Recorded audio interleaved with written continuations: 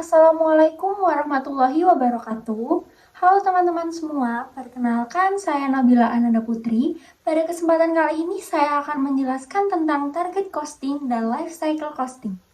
Untuk materi pertama yang akan kita bahas yaitu tentang target costing. Target costing adalah proses penentuan harga biaya aktual dari suatu produk atau jasa setelah mempertimbangkan tingkat keuntungan atau margin yang diinginkan. Target costing juga bisa diartikan sebagai perbedaan antara harga jual produk atau jasa yang diperlukan untuk mencapai pangsa pasar tertentu dengan laba persatuan yang diharapkan. Perhitungan target costing. Jadi target costing ini menentukan biaya berdasarkan harga yang kompetitif. Sehingga perusahaan yang menggunakan target costing harus sering mengadopsi ukuran penurunan biaya yang ketat dan merancang ulang proses produksi agar dapat memenuhi harga yang ditentukan pasar tetapi tetap mendapatkan laba. Untuk rumusnya, target costing yaitu harga kompetitif dikurangi dengan laba yang diharapkan. Berikut adalah contoh kasusnya. Langsung saja ke penyelesaian kasusnya. Sesuai dengan rumusnya, target costing yaitu harga jual dikurangi dengan laba yang diinginkan. Harga jualnya yaitu sebesar $130 dikurangi dengan laba yang diinginkan sebesar $15, maka memperoleh hasil sebesar $115.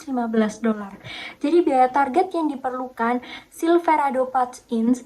untuk memproduksi berbagai produk elektronik sebesar $115. Untuk materi yang kedua yaitu tentang life cycle costing. Life cycle costing adalah metode yang menggabungkan semua biaya yang dikeluarkan oleh organisasi atau individu selama masa hidup aset, proyek, investasi, atau yang lainnya.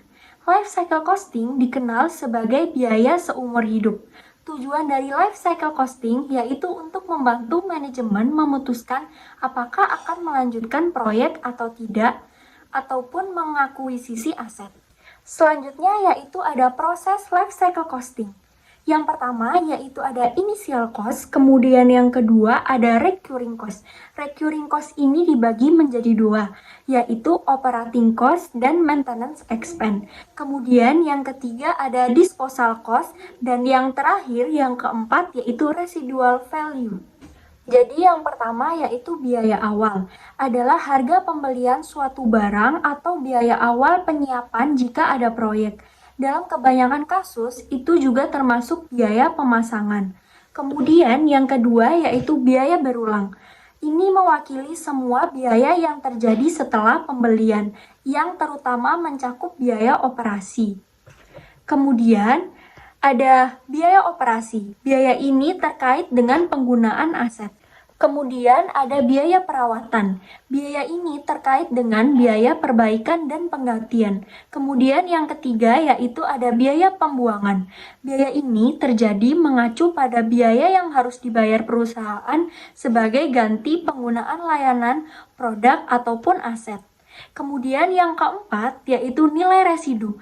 Nilai ini mewakili nilai aset pada akhir masa manfaatnya. Semakin tinggi nilai sisa, semakin rendah biaya umur hidup aset. Selanjutnya rumus life cycle costing, yaitu biaya awal ditambah dengan PV dari semua biaya berulang dikurangi dengan PV dari nilai residu. Berikut adalah contoh kasus dari life cycle costing. Langsung saja ke penyelesaian soalnya.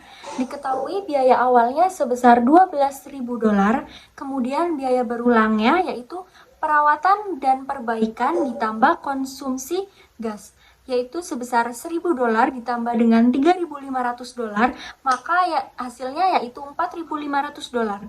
Kemudian ada nilai residunya sebesar $3.000, jumlah tahunnya yaitu 5 tahun, dan tingkat bunganya sebesar 8%. Sesuai dengan rumus life cycle costing, maka biaya awalnya didapat sebesar $12.000, kemudian ditambah dengan PV dari semua biaya berulangnya yaitu 4.500, itu dari recurring cost, kemudian dikalikan dengan 1 min 1 plus 8%, itu dari interest rate-nya, lalu dipangkatkan 5, itu dari jumlah tahunnya, per 8% dari interest rate-nya, lalu dikurangi dengan PV dari nilai residunya yaitu sebesar $3.000, itu didapat dari residual value per 1 plus 8% dari interest rate-nya pangkatkan 5 dari jumlah tahunnya, maka mendapatkan hasil sebesar $27.925. Selanjutnya yaitu manfaat life cycle costing. Yang pertama yaitu memberikan perkiraan yang tepat dari perkiraan biaya yang akan dikeluarkan selama masa hidup aset. Yang kedua yaitu memastikan bahwa keputusan terbaik dibuat berdasarkan perkiraan biaya yang akurat dan realistis. Yang ketiga yaitu memastikan bahwa manajemen mengambil tindakan awal untuk menurunkan biaya berulang dan tidak berulang. Sekian penjelasan saya tentang target costing dan life cycle costing. Terima kasih teman-teman. Wassalamualaikum warahmatullahi wabarakatuh.